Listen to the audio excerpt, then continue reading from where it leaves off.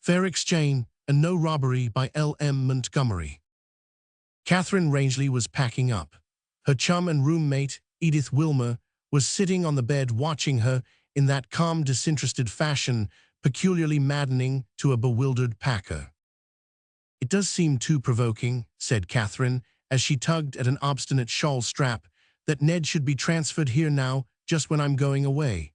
The powers that be might have waited until vacation was over. Ned won't know a soul here, and he'll be horribly lonesome." "I'll do my best to befriend him, with your permission," said Edith consolingly. "Oh, I know you're a special providence, Ada. Ned will be up tonight first thing, of course, and I'll introduce him. Try to keep the poor fellow amused until I get back. 2 months, just fancy, and Aunt Elizabeth won't abate one jot or tittle of the time I promised to stay with her. Harbor Hill is so frightfully dull, too." Then the talk drifted around to Edith's affairs. She was engaged to a certain Sidney Keith, who was a professor in some college.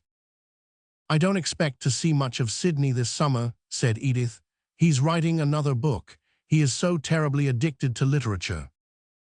"How lovely," sighed Catherine, who had aspirations in that line herself. "If only Ned were like him, I should be perfectly happy, but Ned is so prosaic. He doesn't care a rap for poetry, and he laughs when I enthuse.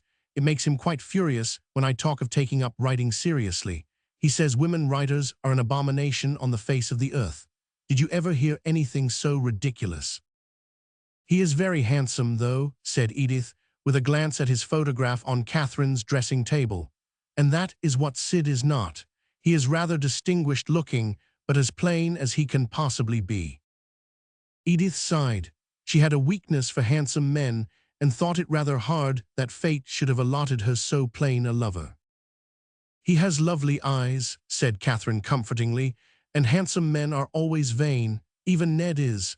I have to snub him regularly, but I think you'll like him." Edith thought so too when Ned Ellison appeared that night. He was a handsome, off-handed young fellow who seemed to admire Catherine immensely and be a little afraid of her into the bargain. "Edith will try to make Riverton pleasant for you while I am away," she told him in their goodbye chat. "She is a dear girl. You'll like her, I know. It's really too bad I have to go away now, but it can't be helped." "I shall be awfully lonesome," grumbled Ned. "Don't you forget to write regularly, Kitty." "Of course I'll write, but for pity's sake, Ned, don't call me Kitty. It sounds so childish. Well, bye-bye, dear boy. I'll be back in 2 months, and then we'll have a lovely time." When Catherine had been at Harbor Hill for a week, she wondered how upon earth she was going to put in the remaining 7. Harbor Hill was noted for its beauty, but not every woman can live by scenery alone. "Aunt Elizabeth," said Catherine one day, "does anybody ever die in Harbor Hill? Because it doesn't seem to me it would be any change for them if they did." Aunt Elizabeth's only reply to this was a shocked look. To pass the time, Catherine took to collecting seaweeds, and this involved long tramps along the shore. On one of these occasions, she met with an adventure. The place was a remote spot far up the shore. Catherine had taken off her shoes and stockings, tucked up her skirt, rolled her sleeves high above her dimpled elbows, and was deep in the absorbing process of fishing up seaweeds off a craggy headland.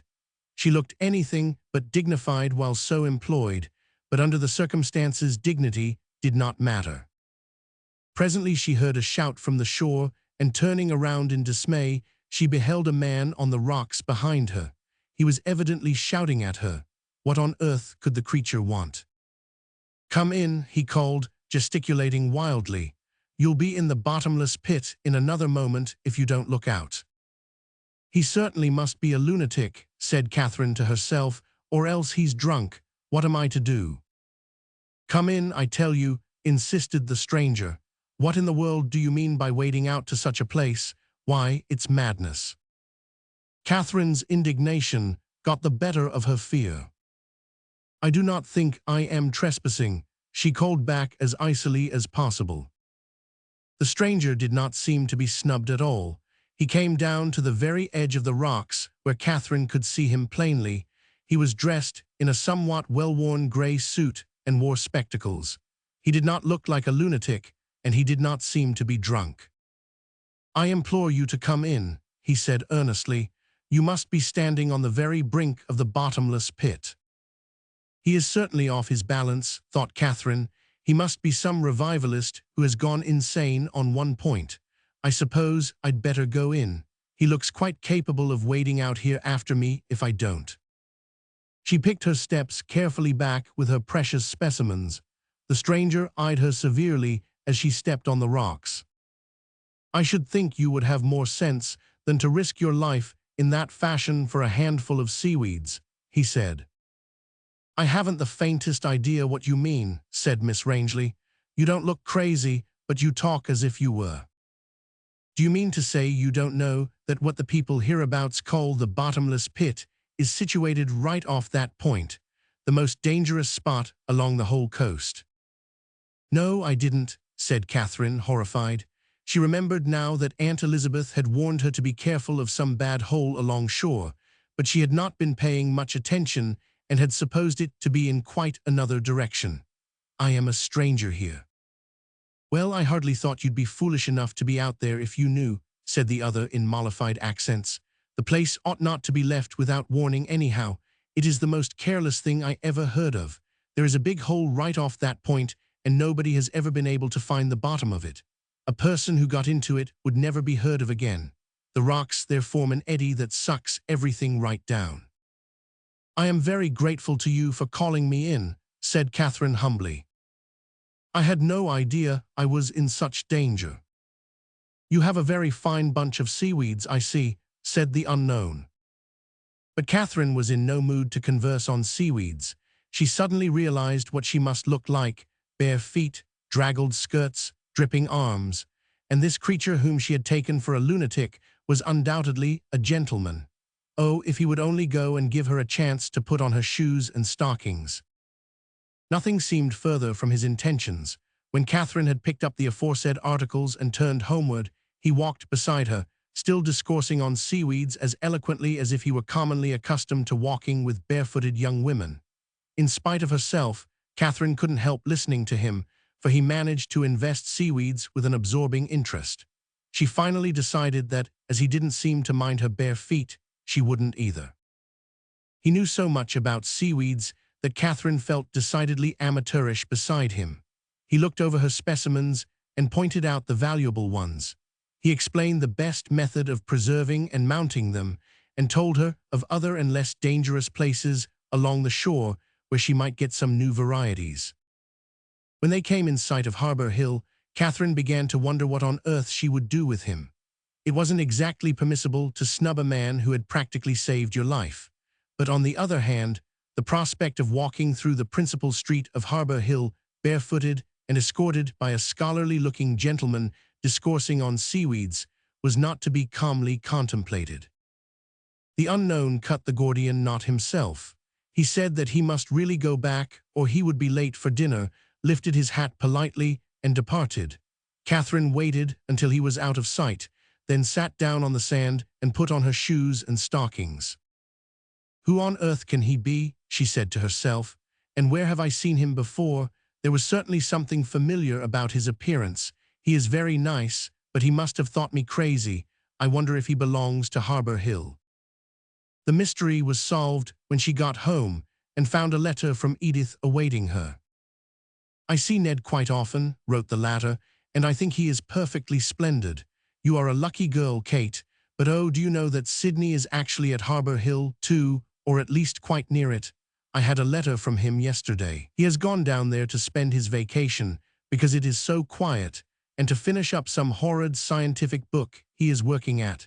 He's boarding at some little farmhouse up the shore. I've written to him today to hunt you up and consider himself introduced to you. I think you'll like him, for he's just your style." Catherine smiled when Sidney Keith's card was brought up to her that evening and went down to meet him. Her companion of the morning rose to meet her. "You," he said. "Yes, me," said Miss Rangeley cheerfully and ungrammatically. "You didn't expect it, did you? I was sure I had seen you before, only it wasn't you but your photograph." When Professor Keith went away, it was with a cordial invitation to call again. He did not fail to avail himself of it, In fact, he became a constant visitor at Sycamore Villa. Catherine wrote all about it to Edith and cultivated Professor Keith with a dear conscience. They got on capitally together. They went on long expeditions upshore after seaweeds, and when seaweeds were exhausted, they began to make a collection of the Harbor Hill flora. This involved more long, companionable expeditions. Catherine sometimes wondered when Professor Keith found time to work on his book, but as he made no reference to the subject, neither did she. Once in a while, when she had time to think of them, she wondered how Ned and Edith were getting on. At first, Edith's letters had been full of Ned, but in her last 2 or 3, she had said little about him. Catherine wrote and jokingly asked Edith if she and Ned had quarreled. Edith wrote back and said, "What nonsense. She and Ned were as good friends as ever, but he was getting acquainted in Riverton now and wasn't so dependent on her society, etc." Catherine sighed and went on a fern hunt with Professor Keith. It was getting near the end of her vacation, and she had only 2 weeks more. They were sitting down to rest on the side of the road when she mentioned this fact inconsequently. The professor prodded the harmless dust with his cane. Well, he supposed she would find a return to work pleasant and would doubtless be glad to see her Riverton friends again. "I'm dying to see Edith," said Catherine. "And Ned," suggested Professor Keith. "Oh yes, Ned, of course," assented Catherine without enthusiasm. There didn't seem to be anything more to say. One cannot talk everlastingly about ferns, so they got up and went home. Catherine wrote a particularly affectionate letter to Ned that night. Then she went to bed and cried. When Professor Keith came up to bid Miss Rangeley good-bye on the eve of her departure from Harbor Hill, he looked like a man who was being led to execution without benefit of clergy. But he kept himself well in hand and talked calmly on impersonal subjects. After all, it was Catherine who made the first break when she got up to say goodbye. She was in the middle of some conventional sentence when she suddenly stopped short, and her voice trailed off in a babyish quiver. The professor put out his arm and drew her close to him. His hat dropped under their feet and was trampled on, but I doubt if Professor Keith knows the difference to this day, for he was fully absorbed in kissing Catherine's hair. When she became cognizant of this fact, she drew herself away. "Oh, Sydney, don't. Think of Edith. I feel like a traitor." "Do you think she would care very much if we hesitated the professor?" "Oh, it would break her heart," cried Catherine with convincing earnestness. "I know it would, and Ned's too. They must never know." The professor stooped and began hunting for his maltreated hat. He was a long time finding it, and when he did, he went softly to the door. With his hand on the knob, he paused and looked back. "Goodbye, Miss Rangeley," he said softly. But Catherine, whose face was buried in the cushions of the lounge, did not hear him, and when she looked up he was gone. Catherine felt that life was stale, flat, and unprofitable when she alighted at Riverton Station in the dusk of the next evening. She was not expected until a later train, and there was no one to meet her. She walked drearily through the streets to her boarding house and entered her room unannounced. Edith, who was lying on the bed, sprang up with a surprised greeting. It was too dark to be sure, but Catherine had an uncomfortable suspicion that her friend had been crying, and her heart quaked guiltily. Could Edith have suspected anything? "Why, we didn't think you'd be up till the 8:30 train, and Ned and I were going to meet you." "I found I could catch an earlier train, so I took it," said Catherine, as she dropped listlessly into a chair. "I am tired to death, and I have such a headache. I can't see anyone tonight, not even Ned." "You poor dear," said Edith sympathetically, beginning a search for the cologne. "Lie down on the bed, and I'll bathe your poor head. Did you have a good time at Harbor Hill? And how did you leave Sid? Did he say anything about coming up?" "Oh, he was quite well," said Catherine wearily. "I didn't hear him say if he intended to come up or not. There, thanks, that will do nicely." After Edith had gone down, Catherine tossed about restlessly. She knew Ned had come, and she did not want to see him. But after all, it was only putting off the evil day, and it was treating him rather shabbily. She would go down for a minute. There were 2 doors to the parlor, and Catherine went by way of the library one, over which a portiere was hanging. Her hand was lifted to draw it back when she heard something that arrested the movement. A woman was crying in the room beyond. It was Edith, and what was she saying? "Oh, Ned, it is all perfectly dreadful. I couldn't look Catherine in the face when she came home. I'm so ashamed of myself, and I never meant to be so false. We must never let her suspect for a minute." "It's pretty rough on a fellow," said another voice, Ned's voice, in a choked sort of a way. "Upon my word, Edith, I don't see how I'm going to keep it up." "You must," sobbed Edith. "It would break her heart, and Sydney's too. We must just make up our minds to forget each other, Ned, and you must marry Catherine." Just at this point, Catherine became aware that she was eavesdropping, and she went away noiselessly. She did not look in the least like a person who has received a mortal blow, and she had forgotten her headache altogether. When Edith came up half an hour later, she found the worn-out invalid sitting up and reading a novel. "How is your headache, dear?" she asked, carefully keeping her face turned away from Catherine. "Oh, it's all gone," said Miss Rangeley cheerfully. "Why didn't you come down then? Ned was here."